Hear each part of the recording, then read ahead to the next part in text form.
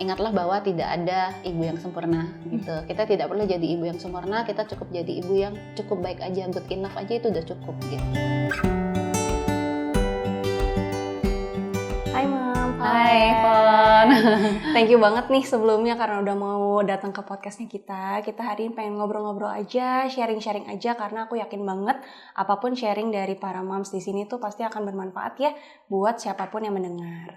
Nah, moms kan hari ini udah datang nih ke Bicarakan for Kids. Kita adalah salah satu klinik tumbuh kembang anak di Jakarta Barat. Sebelumnya mungkin Mam Valen boleh perkenalkan diri dulu kali ya, supaya Moms pada kenal juga nih. Baik, sebelumnya terima kasih ya sudah mengundang aku untuk hadir di sini. Perkenalkan, nama aku Valen Cindy, aku adalah ibu dari 2 orang anak dan aku ibu rumah tangga dan juga seorang content creator.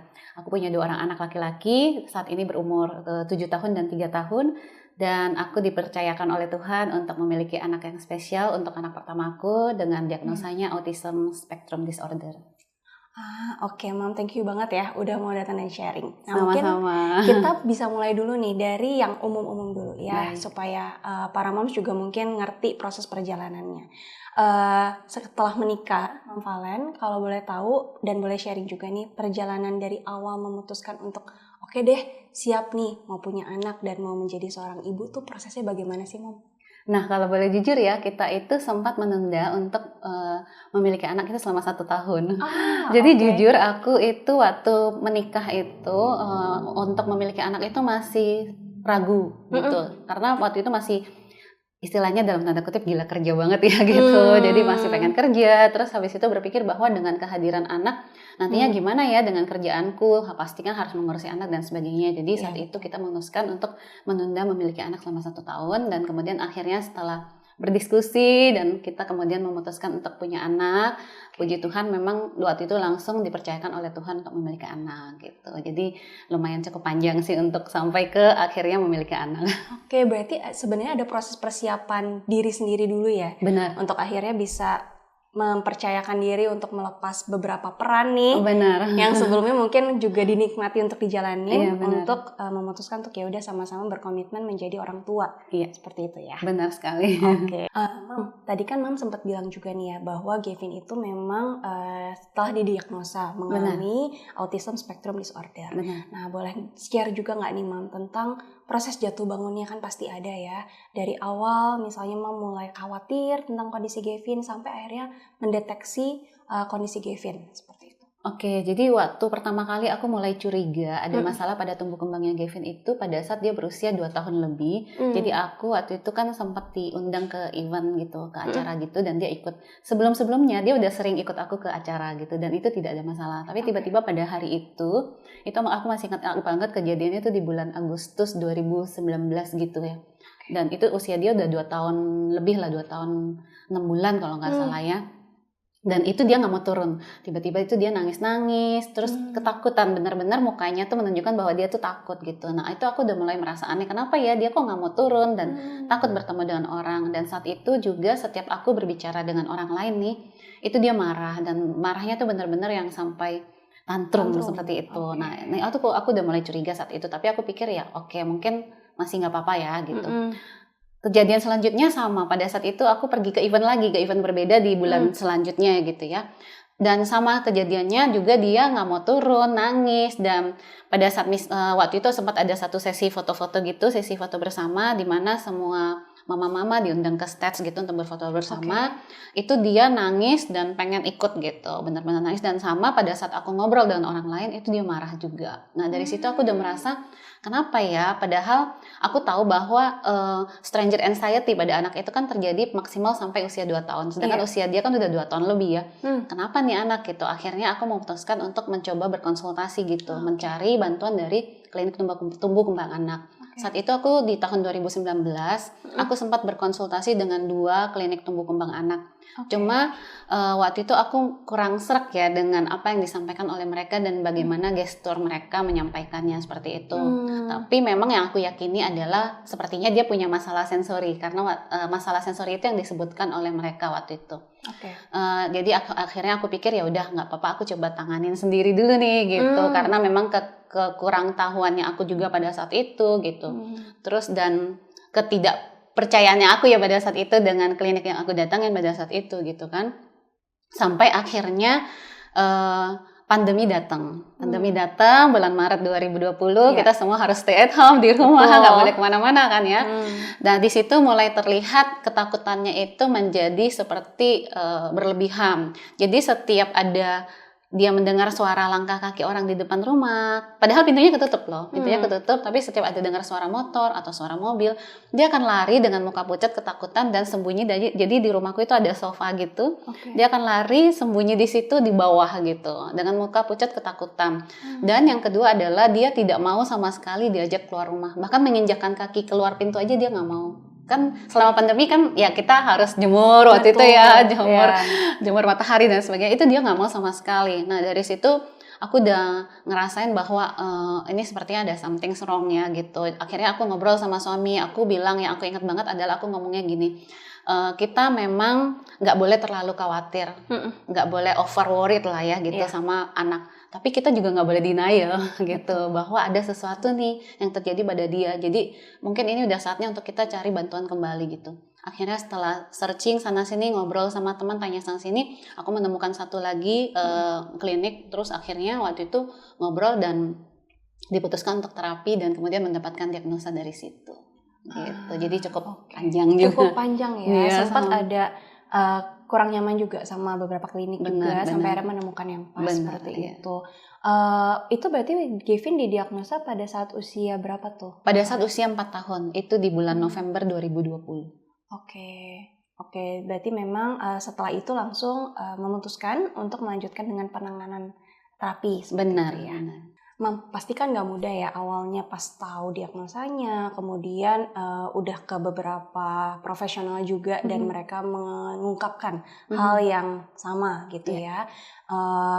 Kalau boleh share nih Mam, ada nggak tipsnya supaya ketika ada nih orang tua di luar sana yang juga mungkin mengalami ya mendapatkan anaknya didiagnosa dengan gangguan tertentu atau masalah perkembangan tertentu, tapi mereka tetap bisa optimis gitu dengan dipercayakan memiliki anak yang spesial.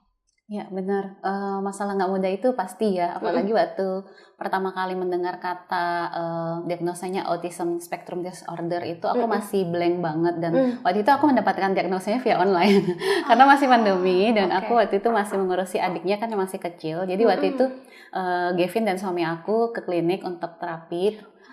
Dan aku di rumah bersama adiknya. Cuma memang waktu itu udah dipesan nih gitu bahwa kita akan ngobrol sama psikolognya hari itu, akan ada review sih ngomongnya seperti itu ya gitu. Dan ternyata hari itu diberikan diagnosa. Jadi memang waktu itu Gavin sudah menjalani terapi selama 3 bulan baru kemudian mendapatkan diagnosa resminya gitu. Nah jadi waktu itu disebutkan, aku masih ingat banget sama psikolognya dijelasin ini kriterianya seperti ini bla bla bla dan ini terpenuhi di Gavin seperti itu, dan kemudian dikasih lihat namanya autism spectrum disorder. Aku waktu itu ngeblank. Terus aku cuma diam dan aku bingung dan aku nanya ke psikolognya, ini autis seperti yang kita tahu selama ini kah gitu kan. Selama ini kita tahu ya sebutan kata autis tapi tidak tahu secara detail seperti apa gitu. Terus diiyakan oleh beliau, lalu keluar satu kalimat yang aku masih ingat banget sampai sekarang. Pertanyaan bodoh mungkin saat itu, aku cuma bilang, jadi aku harus sedih atau gimana gitu. Dan waktu itu udah tiba-tiba aku udah nangis gitu pada saat itu dengan kalimat seperti itu. Dan sampai sekarang aku kalau cerita tuh masih berasanya gimana gitu ya. Dan akhirnya psikolog menjelaskan bagaimana langkah-langkah selanjutnya dan apa yang harus kita lakukan. Dan akhirnya kita memantapkan, oke kita akan tetap meneruskan terapi ini gitu kan. Dan kemudian udah Gavin pulang. Gavin pulang, begitu dia sampai aku lihat dia dan aku cuma bisa peluk dia lama banget. Sorry ya. Karena setiap aku menceritakan ini sampai sekarang rasanya masih cukup sulit gitu. Dan aku cuma bisa peluk dia lama banget dan yang terbayang di aku saat itu cuma gimana masa depan dia gitu. Saat itu ya aku peluk dia lama, cuma yang kebayang aduh gimana ya masa depan dia seperti itu. Tapi setelah itu malamnya kita ngobrol gitu sama suaminya gitu. Aku pernah dengar tuh ada namanya 5 stages of grieving ya. Betul. anger, denial dan sebagainya itu kan gitu. Tapi akhirnya kita ngobrol-ngobrol dan kita suamiku masih sempat bilang sih, benar nggak ya ini dan sebagainya gitu. Tapi aku bilang sih, mau apapun diagnosanya, kita sadar bahwa ada masalah pada tumbuh kembang dia, karena itu yang kelihatan banget gitu. Jadi instead of kita misalnya mencari-cari lagi atau denial lagi istilahnya ya, lebih baik kita fokus untuk gimana nih, apa yang bisa kita lakukan buat bantu dia ke depannya gitu, seperti itu. Nah jadi itulah yang jadi modal aku. Mungkin seperti yang aku bilang tadi, ada 5 steps of grieving, itu biasanya orang akan ada denial, mungkin marah, sedih dan sebagainya gitu, sampai baru ke acceptance gitu. Tapi pada saat itu kita memutuskan untuk kayak loncat gitu ya ke acceptance, tapi bukan dipaksakan, karena dengan kesadaran diri sendiri bahwa buat apa kita mencari-cari lagi atau menunggu-nunggu lagi gitu. Nah yang penting sekarang adalah kita sadar bahwa memang ada masalah pada dia dan kita harus bantu dia. Nextnya apa, kedepannya apa. Nah itulah yang kita putuskan untuk lakukan. Nah di sini tips aku buat moms yang lain, is okay. Kalaupun pada saat kalian menerima diagnosa anak, kalian masih belum bisa menerimanya, is okay. Sadari aja semua perasaan itu, dan semua perasaan itu valid. Mau sedih, mau marah, mau denial, semua perasaan itu valid kok. Boleh banget buat dirasakan. Tapi perlu diingat juga bahwa anak nggak bisa menunggu kita selamanya dalam proses itu gitu. Nggak apa-apa kita sambil berproses, tapi kita juga sambil melangkah membantu anak kita ke depannya. Apa yang harus kita lakukan, apa yang bisa kita bantu dia gitu. Sambil kita memproses itu. Dan kalaupun sewaktu-waktu nanti di dalam setiap fase pertumbuhan anak, mungkin kita sekarang udah bisa accept nih, sama seperti aku, mungkin sekarang udah bisa accept, tapi tiba-tiba nanti di suatu fase ketika ada muncul challenge lainnya, terus kita mulai denial lagi, is okay, nggak apa-apa gitu. Fase itu mungkin akan berulang gitu, fase itu mungkin akan berulang sepanjang perjalanan hidup kita sebagai ibu dari anak spesial gitu. Nggak apa-apa, terima aja, tapi tetap selalu ingat pegangannya itu, bahwa anak tidak akan selamanya bisa terus menunggu kita berproses seperti itu, karena dia akan terus bertumbuh, dia akan terus berkembang, dan dia akan butuh kita sebagai orang yang paling dekat sama dia untuk bantu dia, untuk bimbing dia. Jadi itu sih yang bisa aku sampaikan, tips aku buat mama-mama lain di luar sana. Iya. Gitu. Moms, itu kalimat yang merupakan reminder yang sangat menjadi kunci ya sebenarnya, bahwa kita mengingatkan diri sebagai orang tua kalau anak itu nggak bisa nungguin kita. Benar. Gitu. Tapi kita bukan berarti harus memaksakan diri. Benar. Karena aku juga setuju banget ya ketika mendapatkan diagnosa itu kan label ya, label untuk kita lebih mengerti kondisinya sebenarnya seperti apa, masalahnya ada di area mana. Tapi sebenarnya kunci dari perkembangannya si anak kita kan adalah usaha dan penanganannya seperti itu ya. Jadi keren banget sih Mam, reminder yang sangat bagus nih buat para mama-mama yang lain juga. Seperti itu ya. Dengan mengetahui nih ya kondisinya Gavin, Mam, pasti Mam dan suami juga akan mengalami banyak jatuh bangunnya ya, atau bahkan sudah melewati jatuh bangunnya. Nah mungkin apa sih Mam kunci yang Mam rasakan nih yang sangat bisa membantu untuk tetap bisa bangkit atau bounce back gitu ya, bounce back dari yang mungkin kita sempat breakdown atau mungkin stres juga, tapi tetap bisa mau bangkit lagi, mau mencoba lagi. Apa aja Mam? Oke, yang pertama adalah dengan mengetahui diagnosa Gavin, aku juga sadar bahwa untuk membantu Gavin itu sebenarnya harus dimulai dari diri aku sendiri.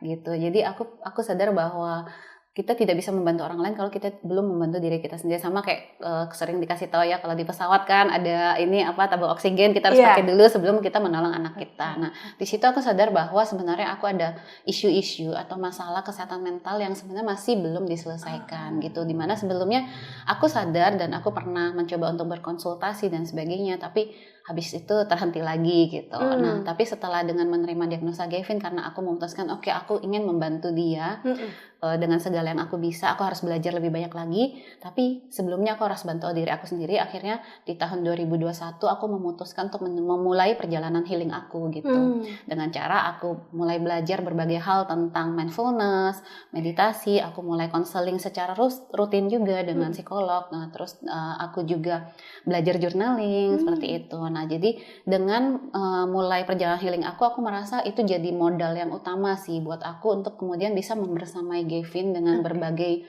tantangannya tadi ya, di saat aku merasa jatuh gitu misalnya, kemudian aku ingat aku perlu bounce back lagi dan aku percaya bahwa kemudian aku punya resiliensi untuk kemudian bisa balik lagi. Akhirnya semua itu modal aku sih buat membantu aku gitu. Nah terus yang kedua tentunya komunikasi dan pasangan ya gitu. Komunikasi dan pasangan, dan selama ini sejak awal sampai dengan sekarang kita selalu atur tuh. Jadi seminggu sekali kan ada jadwal terapi, tapi kita selalu atur bahwa misalnya minggu ini aku temenin Gavin, minggu depan gantian suami yang temenin Gavin, seperti itu dari sejak pandemi sampai dengan hari ini. Jadi kalaupun misalnya kita sama-sama datang nih gitu, kita biasanya gantian seperti itu. Kenapa? Karena aku juga ingin suami juga ikut terlibat gitu. Dia tahu bagaimana proses dan perkembangannya, dan dia juga belajar kira-kira apa yang bisa dia lakukan pada saat menghadapi challenge-challenge tertentu dengan Gavin gitu. Nah, terus habis itu biasanya malam setiap habis terapi itu kita ngobrol, tadi dikasih tahu apa gitu sama terapisnya, karena biasanya kan habis terapi ada sesi review singkat gitu ya gitu. Dan dikasih tips-tips apa yang bisa dilakukan. Biasanya kita ngobrol dikasih tahu apa tadi, terus bagaimana. Jadi kita saling sharing lah gitu, saling sharing, saling kasih tahu apa yang sudah kita dapatkan tadi, supaya dengan harapan kita bisa sama-sama melaksanakannya. Karena anak ikut terapi memang dibutuhkan, tapi bagaimanapun yang sehari-hari bersama dengan anak kan orang tuanya ya, kedua orang tuanya. Jadi sebenarnya yang paling banyak perlu bisa melakukan berbagai hal untuk membantu si anak itu ya adalah orang tuanya yang hidup sehari-hari bersama dengan si anak gitu. Makanya orang tua juga perlu belajar bagaimana bisa men-treat si anak gitu sesuai dengan kebutuhannya saat itu gitu. Jadi kalau dari aku sih kuncinya dua itu sih ya. Jadi take care of ourselves dulu gitu. Terus yang kedua berkomunikasi dengan pasangan gitu. Iya, oke. Itu juga keren banget sih. Berarti Mam sendiri juga tidak hanya refleksi ke Gavin aja, tapi refleksi juga ke diri sendiri gitu ya. Sebagai ibu, sebagai diri sendiri gitu ya. Benar. Apa sih sebenarnya hal-hal yang bisa saya kembangkan dari diri saya supaya ikut membantu saya dalam proses pengasuhannya ke Gavin juga. Iya, benar sekali. Itu, dan pasangan juga ya. Iya, benar. Kompak, karena menjalani berdua pasti akan lebih mudah untuk dijalani bareng-bareng seperti itu ya. Benar sekali. Oke, Mam, kalau boleh tahu nih, Mam sudah banyak mempelajari tentang kesehatan mental juga ya, kemudian refleksi dari pengalaman pribadi juga. Memang sebenarnya kan tidak hanya anak yang belajar dari orang tuanya, dari pengarahan kita, tapi kan kadang kita juga bisa nih belajar dari Gavin. Nah, apa aja sih Mam yang selama Gavin bertumbuh nih sampai sekarang kelas 1 SD, Mam bisa pelajari gitu dari perkembangannya Gavin dan dari Gavin sendiri? Oke, pastinya banyak banget ya.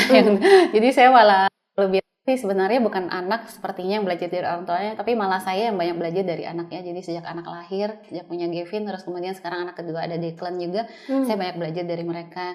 Yang paling penting itu adalah, mungkin ini kedengarannya klise dan mungkin udah banyak orang yang bilang hal seperti ini, tapi ternyata bahagia itu sederhana banget gitu ya. Jadi sesimpel kayak mereka itu kayak kita bisa main keruntelan tuh bahasa Indonesia apa ya, kayak gelung-gelungan kayak gitu, peluk-pelukan kayak gitu, kadling-kadlingan gitu ya.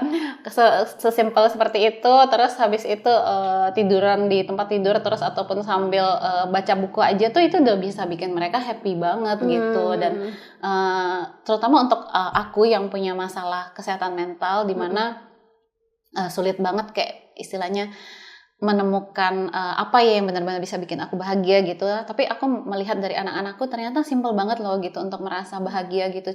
Sesimpel dengan hanya punya quality time gitu ya, quality time dengan orang tuanya, dengan keluarganya, itu aja udah bisa bikin mereka bahagia. Nah dari situ aku belajar banyak hal untuk lebih banyak menghargai hal-hal yang terlihat kecil gitu. Yang kelihatannya tuh tadinya kecil di hidup kita, tapi ternyata tuh itu bermakna dan itu tuh sebenarnya bisa jadi sumber kebahagiaan kita gitu sih. Itu yang poin penting banget yang aku dapat, yang tadi aku bilang meskipun kedengarannya mungkin klise dan banyak orang yang sudah pernah bilang, tapi buat aku itu sangat bermakna dan itu sangat membantu dalam perjalanan healing aku gitu, untuk mulai lebih menghargai berbagai hal-hal kecil yang kita temui sehari-hari dalam hidup kita. Wah, berarti ternyata Gavin itu juga bukan hanya psikolog yang membantu Mam dalam proses membantu kesehatan mental Mam, tapi juga Gavin sebenarnya secara tidak langsung ya, karena mengajarkan bahwa oke, kita sebenarnya simple kok, kita nggak usah mencari kebahagiaan yang susah gitu ya. Dari hal-hal kecil pun kita bisa merasa grateful, bersyukur, bahagia gitu ya. Benar sekali. Oke, keren banget sih. Nah, Mam, kalau misalnya ngomongin soal pasangan nih, Tadi kan Mama udah bilang ya bahwa ketika pasangan kompak, saling terlibat juga dalam pengasuhan, artinya tidak hanya bagi tugas gitu, ibu bekerja, suami bekerja, ibu mengasuh anak, nggak hanya seperti itu ya, tapi kompak. Nah, ada nggak nih mungkin tips gitu ya buat para bapak-bapak di luar sana yang mungkin bisa lebih mengerti perspektifnya Mom sebagai seorang istri dan ibu, yang mungkin mereka bisa jadi kembangkan lah dalam diri mereka. Oke. Terutama maaf ya, bukannya menyinggung pihak cowok atau apa, tapi biasanya cowok-cowok itu kan dia kurang bisa mengerti bahasa nonverbal yang ditunjukkan oleh para wanita nih misalnya. Kadang mungkin, dan kita juga sebagai wanita gitu mungkin kadang berpikir saya memberikan gestur seperti ini, mungkin orang harusnya suami udah ngerti gitu, padahal mungkin tidak gitu. Jadi kalau misalnya kita merasa membutuhkan bantuan misalnya ya, kita harus ngomong gitu. Kita nggak bisa dengan melakukan gestur tertentu aja terus kita berharap bahwa suami akan mengerti gitu kan gitu. Nah, jadi kita kita ngomong dan kita mengkomunikasikan itu pada pasangan. Begitu pula dengan suami-suami gitu. Memang di antara pekerjaan-pekerjaan mereka mungkin yang juga udah sibuk gitu kan di luar rumah dan pasti lelah, tapi harapan istri-istri tentunya adalah suami-suami paling tidak bisa juga memberikan waktunya, mungkin sekedar menyapa anaknya gitu, atau memberikan waktu luang untuk anaknya bermain gitu. Dan kita bisa set, dan sebenarnya setiap hari itu kan ada namanya, kalau bisa kita set namanya special time, dan special time itu nggak perlu panjang-panjang sebenarnya, 15 menit aja per hari pun itu udah cukup, seperti itu gitu. Jadi dengan adanya itu dan juga komunikasi yang intens tadi ya, misalnya kalau ada sesuatu dikomunikasikan sama ya, tidak cuma dari pihak istri aja atau ibu aja gitu, tapi dari suami juga kalau ada sesuatu bisa dikomunikasikan seperti itu. Nah, itu akan sangat membantu sih gitu. Dan yang kedua tentunya kalau misalnya ada masalah, ada apa-apa, dibicarakan gitu. Jadi nggak disimpan-simpan, dipendam-pendam seperti itu ya gitu sih. Oke, berarti mengingatkan juga para moms gitu ya, bahwa boleh banget untuk kita, para moms tuh berhak banget juga untuk menyampaikan apa yang mereka butuhkan dari pasangannya, Benar. untuk juga membantu proses pengasuhan juga. Begitupun sebaliknya, seperti itu ya. Dan tadi komunikasi itu menjadi kunci yang penting sekali. Oke, ya keren banget sih Mam. Mungkin kalau pesan terakhir nih buat para moms yang lagi mendengarkan juga, ada nggak pesan khusus yang mungkin bisa menguatkan mereka ya, baik mom yang punya anak dengan special need maupun mom dengan anak yang normal gitu. Adakah pesan-pesan dari Mom Valen? Yang pertama tentunya yang paling penting adalah ingatlah untuk take care of yourself gitu ya. Jadi take care of ourselves gitu. Karena seperti yang tadi aku sampaikan, kita nggak bisa bantu orang lain sebelum kita membantu diri kita sendiri. Kita tidak bisa menuangkan gelas cinta kepada anak-anak kita, kepada keluarga kita kalau gelas kita sendiri itu kosong gitu. Jadi setiap hari ingat untuk isi gelas kita, dan tidak perlu dibanding-bandingkan dengan orang lain bagaimana caranya mengisi gelas itu. Mungkin ada beberapa orang yang perlu me time dengan cara tertentu, tapi ada juga mungkin orang yang seperti aku misalnya, contohnya aku cuma butuh misalnya waktu 15 menit makan dengan tenang aja, itu udah me time buat aku gitu. Atau sambil nyuci piring dengan keheningan di malam hari, itu udah me time buat aku gitu. Dan itu udah bisa bantu untuk mengisi gelas aku gitu. Jadi cari cara untuk mengisi gelas kalian masing-masing gitu. Dan yang paling penting ingat untuk selalu isi gelas itu tiap hari, karena ya itu, kita tidak mungkin bisa menuang dari gelas yang kosong. Itu yang pertama. Terus tips yang kedua adalah ingatlah bahwa tidak ada ibu yang sempurna gitu. Kita tidak perlu jadi ibu yang sempurna, kita cukup jadi ibu yang cukup baik aja, good enough aja itu udah cukup gitu. Dan yang penting kita mau selalu belajar dan bertumbuh bersama anak-anak kita, itu sudah cukup buat anak-anak kita. Dan yang ketiga adalah jangan takut untuk mencari bantuan tenaga ahli ataupun tenaga profesional jika kamu merasa kamu membutuhkannya. Contohnya kayak aku nih, tadi kan aku cerita ya, di tahun 2021 itu aku memulai perjalanan healing aku mulai sadar bahwa aku sepertinya butuh bantuan tenaga ahli, dalam hal ini psikolog ya, untuk bantu perjalanan aku gitu. Jadi selama ini mungkin kalau kita merasa takut gitu ke psikolog, kayak aku tuh jujur susah banget gitu untuk memulai cerita gitu sama orang, karena apa ya, karena kayak merasa takut dihakimi gitu, kayak takut merasa salah lah gitu. Tapi ternyata setelah aku jalanin nggak semenakutkan itu gitu. Jadi Aku juga sering dapat cerita juga sih dari moms yang lain gitu. Aku pengen cerita gitu, tapi aku takut gitu. Sering dapat DM gitu. Aku pengen konseling, tapi aku takut kayak gitu. Jadi aku cuma bisa bilang nggak usah takut. Kalau memang kalian merasa kalian butuh, yuk kita sama-sama cari bantuan tenaga ahli, tenaga profesional. Karena dengan demikian kalian sudah tidak cuma membantu diri kalian sendiri, tapi percayalah kalian juga membantu anak-anak kalian. Iya betul. Ya. Jadi proses menjadi orang tua itu kan proses belajar seumur hidup ya Mam ya. Benar. Oke, ya. Kalau gitu terima kasih banyak Mam Sama-sama. buat waktunya. Ya, terima kasih juga sudah diundang ke sini untuk ngobrol dan sharing-sharing. Iya, sama-sama. Pasti berguna banget dan bermanfaat banget buat para moms yang mendengarkan, dan semoga semakin menguatkan para moms di dimanapun mereka berada. Amin. Ya. Ya, semoga bisa bermanfaat ya. Iya, terima kasih Mam. Oke, see you.